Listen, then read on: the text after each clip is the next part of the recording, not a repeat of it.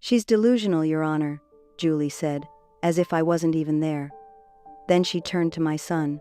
"You saw her burn the kettle last week, right? And she forgot her own birthday cake. Didn't she think it was Easter?"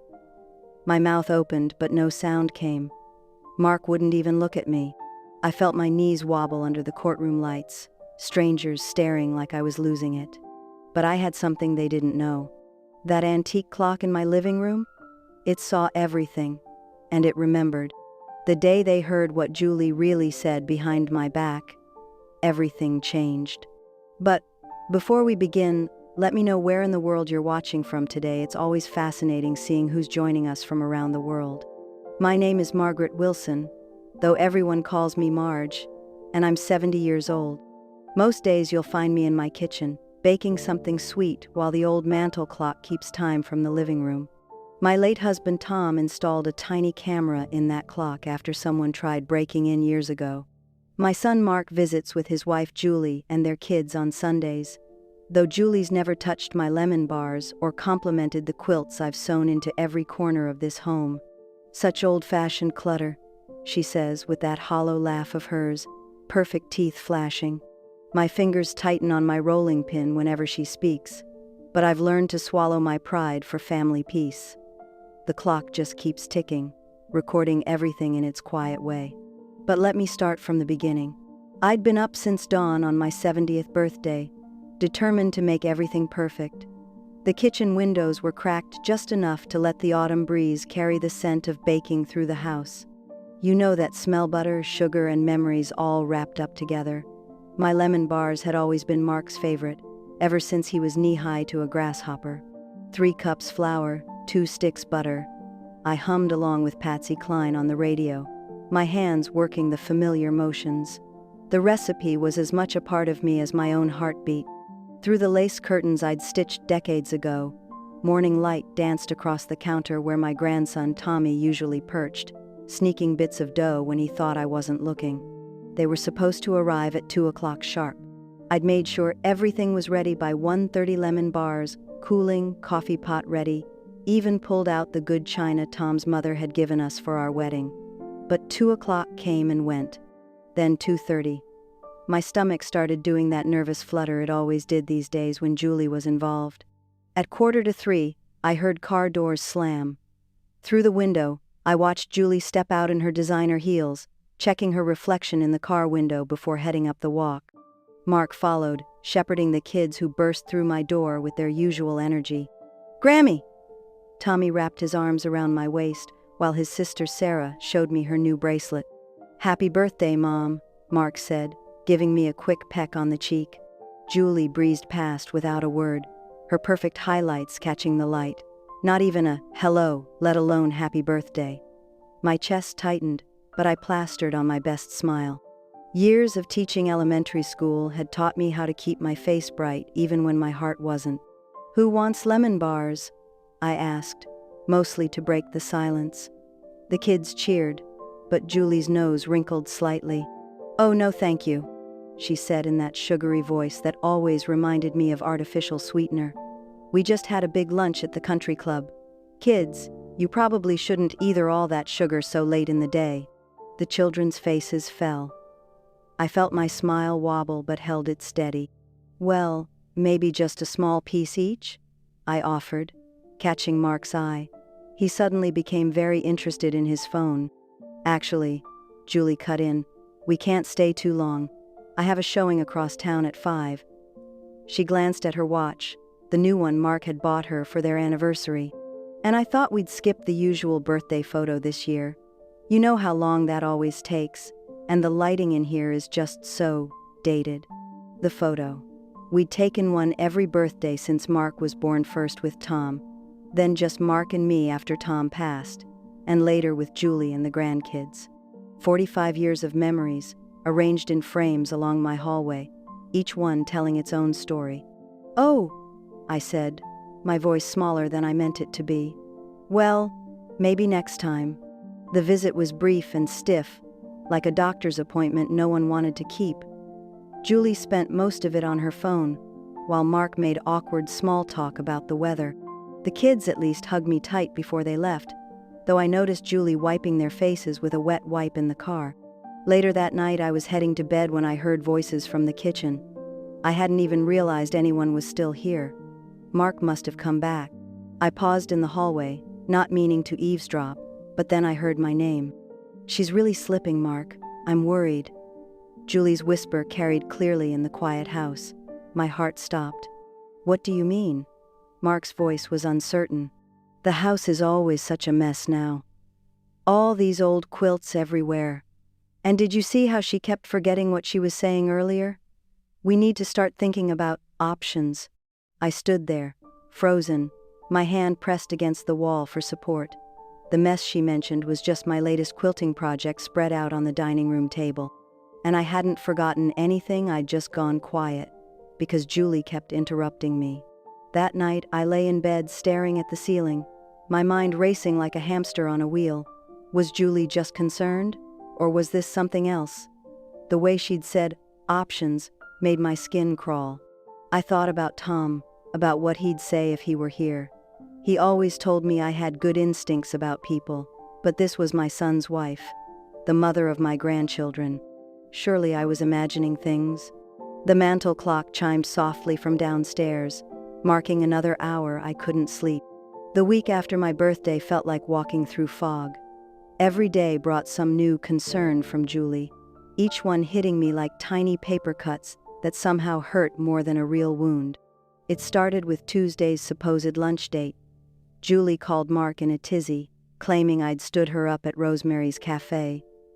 "I waited 45 minutes, she told him, her voice carrying through his phone speaker. "I'm just worried she's getting confused." Thing was, we'd never made plans. I hadn't been to Rosemary's since they changed owners last spring. Their chicken salad hadn't been the same since. You don't forget lunch dates when you've had as many quiet days as I have. Remember those summer afternoons when your mama would send you to check if you'd left the back door open, and you knew darn well you hadn't? That's how I felt on Thursday when Julie burst into my kitchen, fanning her face dramatically. "The kettle!" she exclaimed. "It's been whistling for ages. Mark, come quick." Mark rushed in from the garden where he'd been checking my tomato plants. But I hadn't even filled the kettle that morning. I'd been drinking the cold chamomile tea I'd made the night before. There on the counter sat my glass, still half full with its little lemon wedge. Julie had been in my kitchen earlier, though. Said she needed to borrow some sugar for her book club. Funny how the kettle only started whistling after that. The cash incident was the final straw. I'd kept a small emergency fund in my kitchen cookie Gerald habits from teaching days when you never knew when a student might need lunch money. Julie helped me count it on Friday, insisting we should know exactly how much was there. When we recounted an hour later, $50 had vanished. "Oh, Mom," she said, shaking her head. "Are you sure you counted right the first time? Maybe we should have Mark handle your money from now on." I watched her twirl, her pearl necklace, the real ones Mark had bought her last Christmas, and thought about how my costume jewelry was always going missing lately, only to turn up in odd places like the refrigerator. Places I knew I hadn't put them. The following Monday, the doorbell rang just as I was taking my morning medications, all properly sorted in their daily containers. "Thank you very much." A woman stood there, clipboard in hand, wearing that kind of professional sympathy that makes your stomach drop. "Mrs. Margaret Wilson? I'm Sandra Kelly, from Adult Protective Services. Your daughter-in-law called about some concerns. May I come in?" My hands went cold. The social worker sat primly on my sofa, one I'd reupholstered myself last summer, and asked questions that made me feel like I was suddenly on trial for the crime of being old. "Do you know today's date?" "Lund of 2423. Who's the current president?" "Can you tell me what medications you're taking?" I answered everything correctly, but somehow each response seemed to sink into a pit of doubt. She kept glancing at the quilting pieces scattered across my dining room table, like they were evidence of chaos rather than creativity. That evening, I waited until Julie left for her real estate association meeting before going to Mark's house. My son was in his study, hidden behind his computer screen like always these days. "Mark," I said, my voice shakier than I wanted it to be. "We need to talk about what's happening." He wouldn't meet my eyes. "What do you mean, Mom?" "The social worker, Mark, The accusations about forgotten lunches that were never planned, money I didn't miscount, kettles I didn't leave on. What's really going on here? He shuffled some papers on his desk, still not looking at me. Julie's worried. That's all. She just wants to make sure you're okay. But I am okay, I insisted, hearing the plea in my own voice and hating it. You know I am. Finally, he glanced up, but his eyes were distant, like he was looking through me rather than at me. It was the same look he'd given me at his father's funeral, when I tried to hold his hand like comfort from me was somehow a burden. Mom, maybe we should just let the professionals assess things. Julie knows about elderly care through her real estate work. She's seen situations. Situations. The word hung in the air like smoke, choking me with its implications. The official-looking envelope arrived on a Tuesday morning, just after I'd finished watering my African violets. Those delicate purple blooms had been a gift from Mark on Mother's Day 3 years ago. My fingers trembled as I tore open the heavy paper, and the world tilted sideways. Notice of guardianship proceedings. Mental competency evaluation. Filed by Julie Wilson. The words blurred together, but their meaning was crystal clear. My daughter-in-law was trying to take control of my life, of me. You know that feeling when you're walking down familiar stairs in the dark and miss the last step? That horrible lurch in your stomach? This was worse. Much worse. I drove to Mark's house, the letter crumpled in my purse. The same purse he'd given me for Christmas last year, telling me how he'd saved up his own money to buy it when he was 12. Back then, he'd been so proud to give his mama something special. Julie's car wasn't in the driveway, thank heaven for small mercies. Mark was in the kitchen, making coffee. He startled when I walked in, nearly dropping his mug. Did you know about this? I held up the wrinkled papers, my hand shaking. Did you know your wife was filing to take guardianship of me? He wouldn't meet my eyes. Just stood there, fiddling with his coffee spoon like he used to do with his pencil before big tests in high school. Mom, it's for your safety. My safety? The words came out as a whisper. Mark Daniel Wilson, look at me when I'm talking to you. He didn't, just kept stirring that coffee, round and round. Julie knows about these things.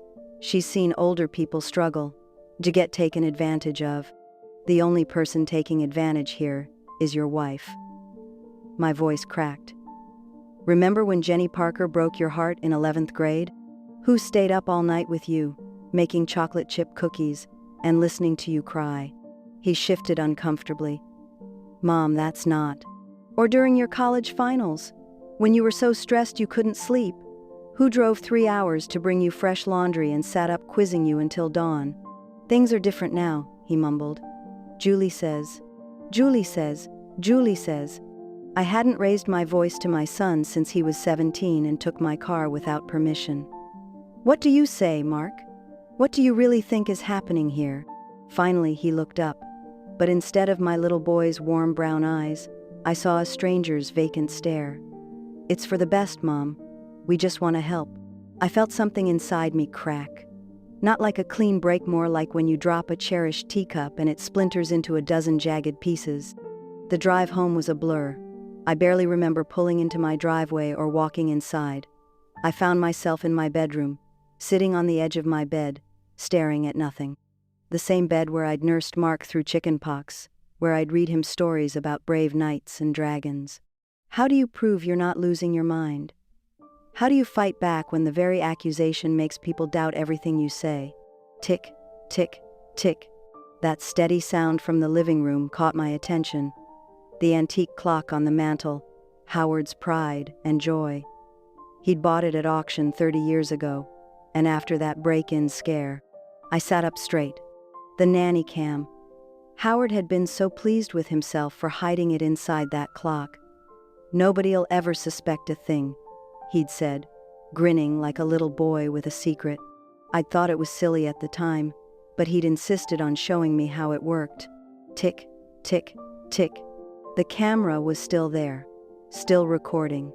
And if I was right, it had been capturing everything in my living room for months. Every visit, every conversation, every whispered plot. I stared at the doorway, my heart pounding. Could it really be that simple, that perfect? All those times Julie had cornered Mark in the living room, all those staged incidents. The clock kept ticking, steady as a heartbeat, as if it had been waiting all this time to reveal its secret. Morning light filtered through my bedroom window, but I hadn't slept a wink. You know that feeling when your mind's racing so fast it feels like your thoughts are chasing their own tail? That was me, sitting there in my nightgown, watching the sun creep across my quilt, the same one I'd sewn while pregnant with Mark, each stitch a prayer for my baby's future. I couldn't wait any longer. Still in my slippers, I shuffled to the hall closet where Howard kept all his gadget boxes, as I used to call them. Dust puffed up when I pulled them down, making me sneeze. Lord, when was the last time I'd gone through these? The memory cards were right where Howard had stored them, in a little plastic case labeled "Security" in his neat engineer's handwriting. My fingers traced those letters, remembering how he'd demonstrated the whole system to me at least 3 times. "Now pay attention, Margie," he'd said, using that patient teacher's voice of his. "Technology's not going anywhere. You need to know how this works." Thank goodness I'd listened. My hands trembled as I carried my laptop to the living room. The morning sun caught the brass face of that old clock, making it shine like it was trying to tell me something. I popped the memory card into the slot, just like Howard had shown me, and waited. Files appeared on the screen, hundreds of them, dated and organized. I clicked on one from 3 weeks ago, when Julie had insisted on bringing Mark over for a family chat about my concerning behavior. There they were, standing by my fireplace. The video quality wasn't perfect, but the audio? Crystal clear. "I'm telling you, Mark," Julie's voice purred through my speakers. "Your mother's showing all the classic signs. The forgetfulness, the confusion. Remember how she couldn't find her checkbook last week? Because you moved it," I whispered to the screen, my fingers curling into fists. But then came the moment that made my blood run cold. Julie, thinking they were alone, dropped her concerned daughter-in-law act completely. "Once the court says she's unstable, the house is ours. Mark just needs a push. I've already talked to Rachel at the firm. We could flip this place for triple what your parents paid. Just think about it, honey. No more budget constraints, no more mortgage." I had to pause the video. My hands were shaking so hard I could barely see straight. The room felt like it was spinning, and I had to remind myself to breathe. Deep breaths, just like my doctor always says. In through the nose, out through the mouth. When I could focus again, I kept watching. More clips, more evidence. Julie moving my things, then claiming I'd misplaced them. Julie turning up the stove when I'd stepped away, then acting horrified when smoke filled the kitchen. All of it, caught on camera. You'd think I'd feel triumphant, wouldn't you? Finally having proof that I wasn't crazy, that Julie was the one gaslighting me. But all I felt was sick. Sick that someone could be so calculating. Sick that my own daughter-in-law could plot against me like this. And sickest of all that my son Mark stood there in every clip, silent as a stone while his wife dismantled his mother's life piece by piece. I sat there for a long time, watching that cursor blink on my screen. The proof was right there, clear as day. But would anyone believe me? Would Mark? The same Mark who couldn't even look me in the eye yesterday. Still, I had to try. I saved the important clips onto a separate file and checked the time. Mark would be home from work soon. I'd drive over there right now, show him the truth about his wife. Make him see. My reflection caught my eye as I grabbed my car keys. I looked pale, tired, exactly how Julie wanted me to look. Well, not anymore. I marched back to my room, put on my favorite blue blouse, the one Howard always said, brought out my eye sand, pinned my hair back neat and proper. Let Julie try to paint me as confused or unstable now. I had the truth recorded in her own words, and I was going to make sure my son heard every single syllable of it. I parked in Mark's driveway, my heart thumping against my ribs like it was trying to escape. The laptop felt heavy in my arms as I walked up to their perfect little colonial with its perfect landscaping. Julie's touch, all of it. Even the welcome mat looked expensive. Mark answered on the third knock. "Mom?" His eyes widened behind those wire-rimmed glasses, the same kind his father used to wear. "What are you doing here?" "I need to show you something," I said, trying to keep my voice steady. "It's important." He glanced over his shoulder, checking for Julie. I realized before stepping aside to let me in. "Is everything okay?" "No," I said simply. "Nothing's okay, but I can prove why." We sat at their gleaming kitchen island, the one Julie had insisted on installing last spring. I opened my laptop, found the saved files, and pressed play. Julie's voice filled the pristine space, each calculated word like a knife in my gut. Mark's face went through a series of expressions as he listened: confusion, disbelief, then something harder to read. When the recording finished, he just sat there, staring at the screen. "Well?" My voice cracked. "Now do you see?" He took off his glasses, rubbed his eyes. The gesture was so much like Howard that for a moment I thought he'd stand up for me the way his father always had. Instead, he gave me that same pitying look Julie had perfected. "Mom, you're imagining things again." The world tilted sideways. "What?" "That recording. It's not what you think. You've edited it somehow, or misunderstood." "Misunderstood?" The word came out sharp enough to cut glass. "Your wife is literally plotting to take my home, Mark. She admitted it." He stood up, pacing. "Julie's trying to help. You've been different lately, paranoid, making accusations. Because she's gaslighting me." I grabbed his arm, desperate to make him understand. "Your father installed that camera. You remember after the break-in? Everything's documented. Dates, times." "Stop." He pulled away like I'd burned him. "Just stop. This is exactly what we're worried about.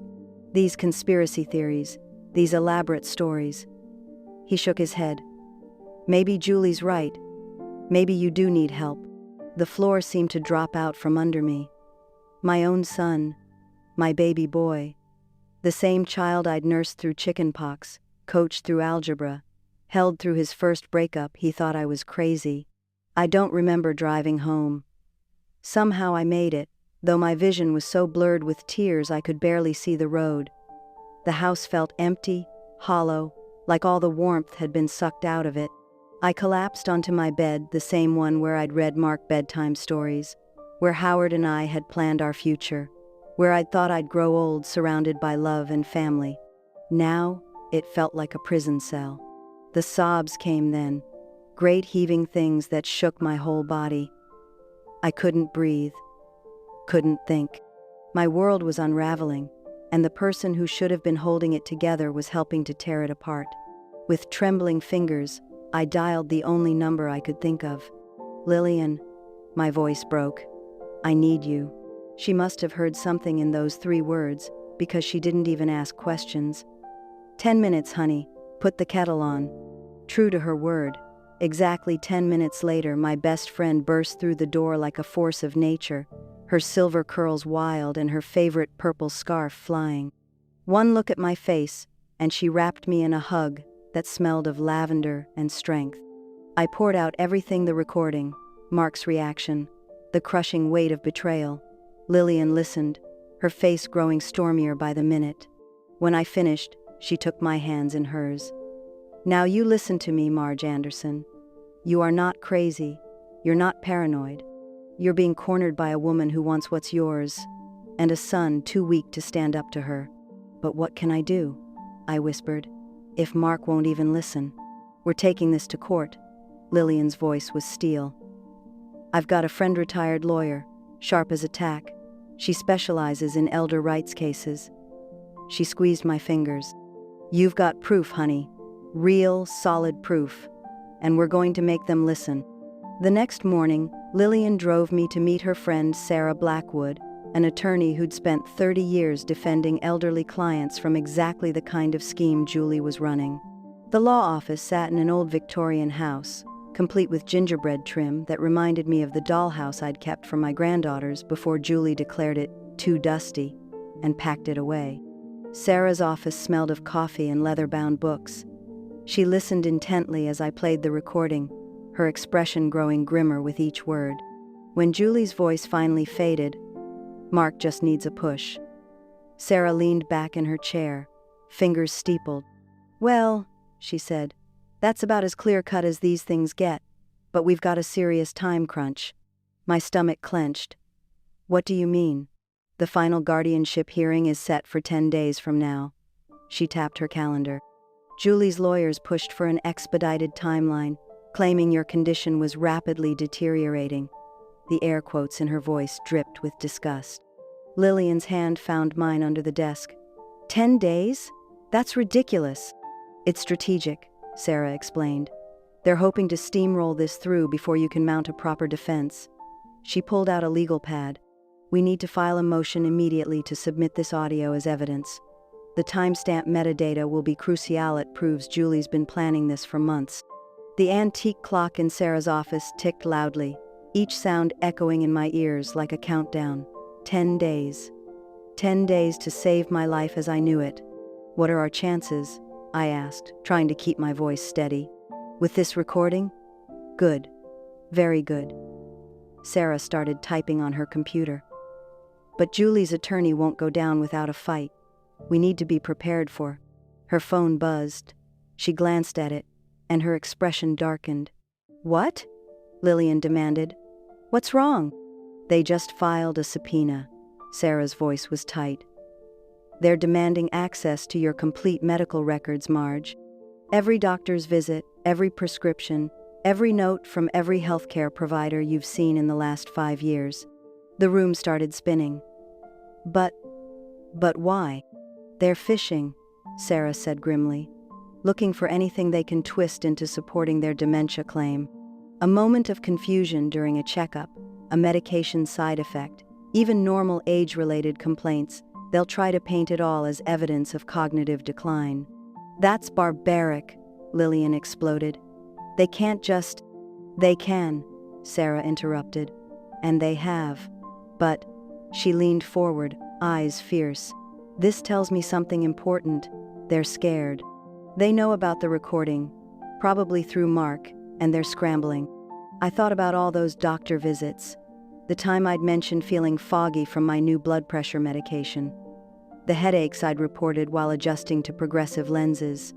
Would Julie's lawyers somehow spin that all into proof I was losing my mind? "I feel like I'm drowning," I whispered. "You're not." Lillian's voice was steel. "You're fighting back." Sarah nodded. "Exactly. And here's what we're going to do. I'm filing our motion to admit the recording right now. Then we're requesting our own copy of those medical records. We need to know exactly what they'll see. Meanwhile, I want you to write down every interaction you've had with Julie over the past year. Times, dates, witnesses, if any." The clock kept ticking as Sarah worked, its sound filling my head until I could hardly think of anything else. 10 days. 10 days to prove my sanity. 10 days to save my home. 10 days to show my son the truth about his wife. "One more thing," Sarah added, looking up from her computer. "No direct contact with Julie or Mark until after the hearing. Everything goes through me. Understood?" I nodded, thinking of my silent phone, of Mark's empty chair at our weekly coffee dates, of my grandchildren's voices fading into memory. The ticking seemed to grow louder. "What about my medical records?" I asked. "When will they get them?" "Processing time varies," Sarah replied. "But in cases like this, I'd expect them to expedite everything. We should assume they'll have them within days." Sarah's office became my second home over the next few days. We spread papers across her desk like battle plans me checkbook registers, showing regular bill payments, grocery receipts filed by date, appointment calendars marked with doctor visits and grandkids' recitals. You know what's funny? I'd always thought my organizing habits were just fussy old lady quirks. Turns out they were building my defense all along.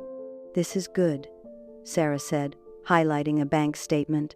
"See how you've maintained perfect records? No overdrafts, no confusion with accounts. We'll use this." I nodded, but my throat felt tight. The familiar scent of leather-bound books and coffee in Sarah's office reminded me of the school library where I'd worked for 30 years. Back then, everything had its place, every story its proper shelf. Now my own story felt scattered to the winds. What about these? Lillian held up my journal collection. She's written almost every day for the past decade. Sarah flipped through one, nodding. Clear handwriting, coherent thoughts, dated entries. Perfect. The judge needs to see you're not just competent, you're meticulous. But that night, alone in my kitchen, doubt crept in like a cold draft. What if it wasn't enough? What if Julie's lawyers twisted everything around? I started pacing, counting steps between the sink and the stove, trying to remember if I'd turned off the coffee maker. Had I? The uncertainty made my chest tight. Stop right there. Lillian's voice cut through my spiral. She'd let herself in with her spare key and caught me mid-pace. I know that look. I can't help it, I admitted. What if? No, she grabbed my shoulders. You are not the crazy one here. The crazy one is the woman trying to steal your house through the courts. Now sit down. She steered me to the kitchen table and poured us both some tea. The familiar ritual steadied my hands. Let's practice those questions again, she said, pulling out Sarah's prep sheet. What medications are you currently taking? Blood pressure pills, calcium supplements, and a daily vitamin, I recited. The blood pressure medication was adjusted 3 months ago during my checkup with Dr. Patterson. Good. When was your last eye exam? 6 weeks ago. Got new progressive lenses. Have the receipt right here. I patted the folder beside me. We went on like that for hours. Lillian had been a nurse for 40 years. She knew exactly how to drill me on medical details without making me feel like a patient. But sleep wouldn't come that night. I lay in bed watching shadows dance across my ceiling, the same ceiling I'd stared at while nursing Mark through chickenpox, while grieving my husband, while dreaming up new quilt patterns. Now it felt like a stranger's roof. The next morning, day 9, before the hearing, my phone buzzed with a social media alert. Julie had posted new family photos. There they were. Mark, Julie, my grandkids, all smiling at some restaurant I didn't recognize. A dinner I hadn't been invited to. The caption read, "Just want what's best for everyone. Family is everything." My hands shook so hard I nearly dropped the phone. The timestamp showed it was taken just yesterday. "Don't look at that garbage," Lillian snapped, snatching my phone away. She'd come over early to help me organize more documents. She's just posturing, playing the concerned daughter-in-law for her audience. "But it's working," I whispered. "Look at the comments." Dozens of sympathetic responses rolled in. "So brave of you to step up." "Aging parents are so hard." "Praying for your family in this difficult time."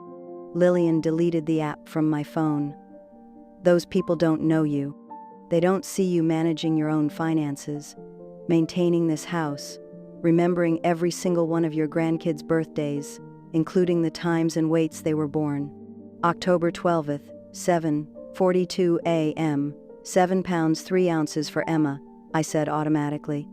March 3rd, 11:50, 1 p.m., 8 pounds even for Jack. "Exactly." Lillian squeezed my hand. "Now come on. Sarah's expecting us at 10 to review your medical records.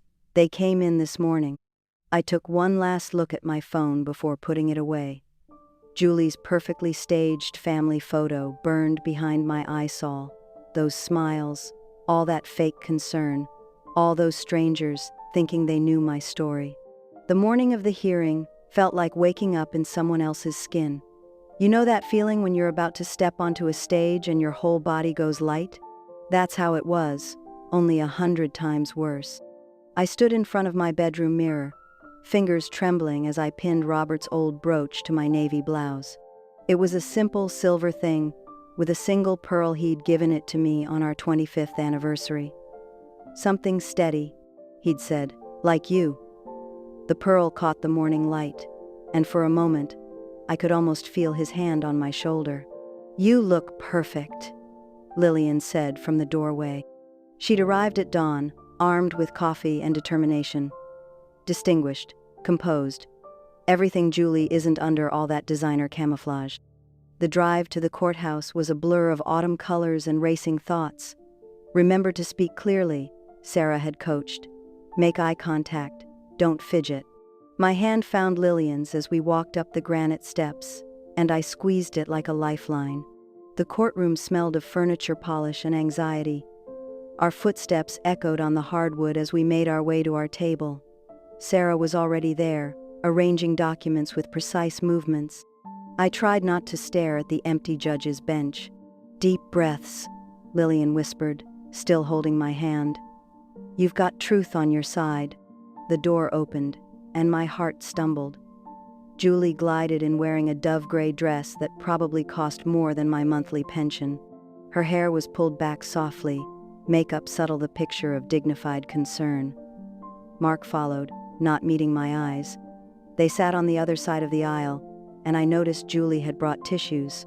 Of course she had. The bailiff's voice startled me. "All rise." Judge Harrison entered, a woman about my age with steel-rimmed glasses and an expression that gave nothing away. After we sat, she reviewed the petition silently, her eyes moving down the page while my pulse thundered in my ears. "Mrs. Andrews," she finally said, looking at Julie, "you're seeking guardianship of your mother-in-law, Margaret Wilson, citing concerns about cognitive decline. Would you like to make a statement?" Julie stood, smoothing her dress. When she spoke, her voice was honey-warm and trembling just enough. "Your Honor, we're here today because we love Marge. We've watched her struggling for getting appointments, mishandling finances, leaving appliances on. As her family, we have to ensure her safety and well-being." She dabbed at her eyes with a tissue. "This isn't easy for any of us, but we're just trying to help." I felt my face flush hot. The lies rolled so easily off her tongue, each one a perfectly crafted arrow. Beside me, Lillian's hand tightened. "And Mrs. Wilson?" The judge turned to me. "You contest these claims?" Sarah stood. "Your Honor, we do. And we have evidence that will show this petition was filed under false pretenses with malicious intent." Julie's lawyer jumped up. "Objection, Your Honor. Counsel is making inflammatory." "I'll hear the evidence," Judge Harrison cut in. "Proceed." My heart hammered against Robert's brooch as Sarah walked to the computer station. She inserted a USB drive, clicked several times, and then, "Once the court says she's unstable, the house is ours." Julie's voice, clear as crystal, filled the courtroom. "Mark just needs a push. I've already got the realtor lined up. We could clear at least 400,000. That neighborhood's exploding." A laugh, tinny through the speakers. "But what if she fights it?" "Please." Julie's recorded voice dripped contempt. "Who'll believe her over us? I've been documenting every little mistake for months. Half of them I staged myself. The social worker's already concerned and won. More push, and we're golden." I couldn't look at Mark, but I heard his sharp intake of breath. The judge's expression hadn't changed, but her knuckles were white on her pen. Julie's face had gone from concerned daughter to marble statue. "Your Honor," her lawyer started, "this recording was obtained legally through a security device installed by my late husband," I heard myself say. The words came out steady, surprising me. "The camera was never hidden. It's been in plain sight on my mantle for 15 years. The recording continued to play. The recording echoed through the silent courtroom.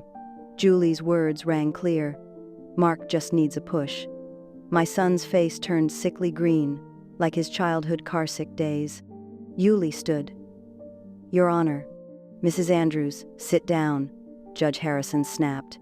"I haven't given you permission to speak." Her lawyer tried. "Your Honor, we contest." "The recording's metadata is verified," Sarah interrupted. "We have the device, records, and documentation from 2008, properly registered by Mrs. Wilson's late husband." The judge removed her glasses, fixing Julie with steely eyes. "I'm denying this guardianship petition and recommending criminal fraud charges to the DA's office." My heart jumped. Lillian squeezed my hand painfully tight. "Furthermore," Judge Harrison added, "Mrs. Andrews will pay all legal fees." She turned to me, softening. "Mrs. Wilson, I commend your composure. There's no evidence of cognitive impairment. I nodded mutely. Julie sat frozen, her mask cracking. Mark seemed to shrink. After the gavel fell, we emerged to a swarm of reporters. Mrs. Wilson, did your daughter-in-law try to steal your home? Mrs. Andrews, how do you respond to elder fraud allegations? Lillian guided me through the crowd. The truth speaks for itself, she told them. They followed us down the courthouse steps. Julie and Mark fled through a side door, but cameras caught them anyway. You did it, Lillian said proudly. We did it, I corrected. I couldn't have fought without you. Now everyone sees it, she replied. When a reporter asked what I'd tell others facing similar situations, I paused. Trust your gut, I said, and never let anyone convince you that being kind means being silent. We left Julie's lies crumbling on the courthouse steps behind us. The morning after the hearing, I was making chamomile when Lillian burst in with her tablet. Look at this. She sat at my kitchen table. Premier Properties just posted it. I held my mug as she read. Due to evidence of unethical conduct, Premier Properties has suspended Julie Andrews pending investigation. Lillian's voice was triumphant. Little Miss Perfect's finally falling. Instead of victory, I felt an ache in my chest. What about Mark? Left last night. Asked me about rentals. Says he needs time. The ache deepened. I remembered Mark in court, pale-faced as Julie's true nature was revealed. My son, always trying to please everyone. She won't sell houses again, Lillian said. Not after the licensing board hears. She was right. The commission revoked Julie's license 3 days later. Local news covered it. Julie's clients started calling lawyers. Letters began arriving from church members, old colleagues, but mostly strangers.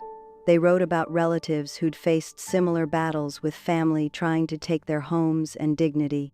Listen, I told Lillian, reading one.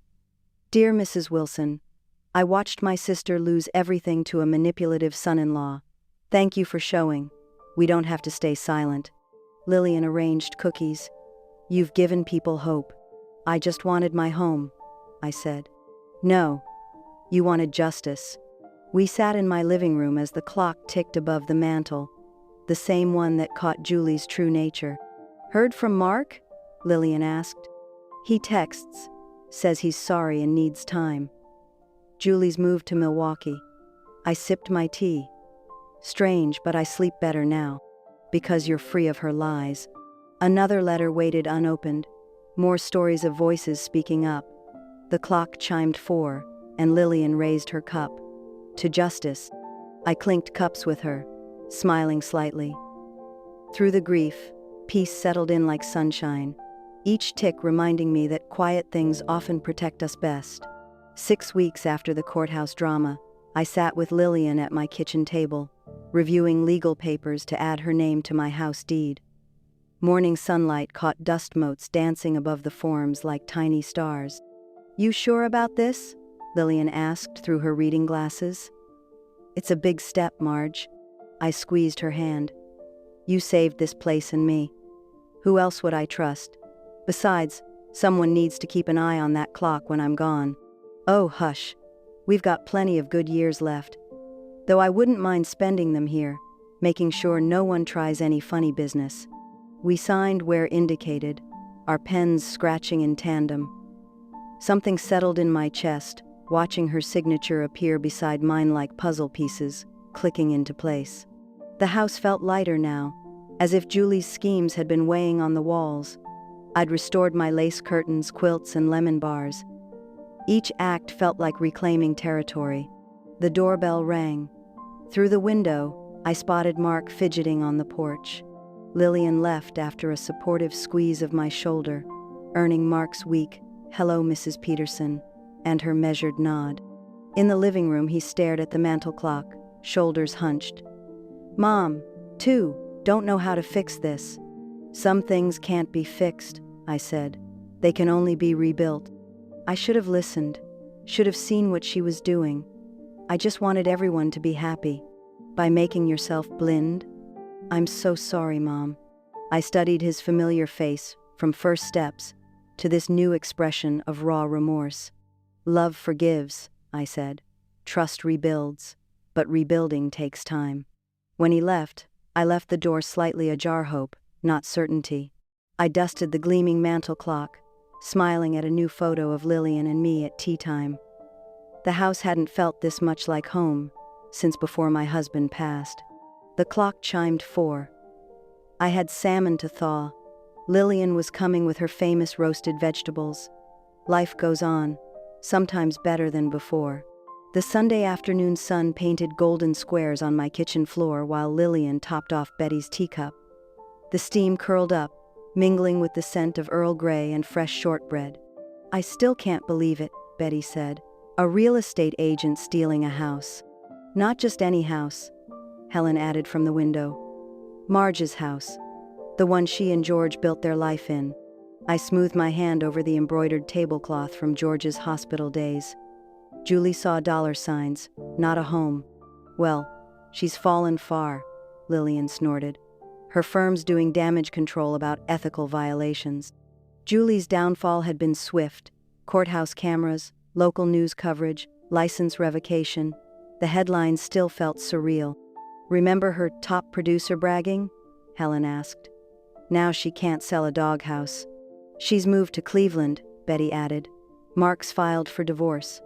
That part stung. My son was staying with his college roommate, sorting himself out. Our weekly calls were improving, but trust needed time to regrow. You know what amazes me? Lillian gestured toward the mantel. That old clock. George's security paranoia saved everything. We watched it tick, brass gleaming in the sunlight. I'd made polishing it my Sunday ritual. Some things seem old, I said, until they save your life. She almost succeeded with those lies about you being forgetful, Betty said. Technology outsmarted her, Helen replied. And Marge had good friends. Lillian squeezed my hand. How's sharing deed duties with your co-owner? Like having a guardian angel with attitude. I laughed. The clock chimed 4, marking honest time now. Julie was gone with her hollow laugh and sharp ambitions. My home remained mine, partly Lillian's too, feeling more secure than ever. Through the window, spring bulbs pushed through soil. New beginnings. The clock's steady tick-tock accompanied our laughter, while friendship's warmth filled the kitchen, the real kind, earned through shared joys and sorrows. If you enjoyed this story, I hand-picked this next story that you will enjoy. Please don't miss this one. Click here to watch it.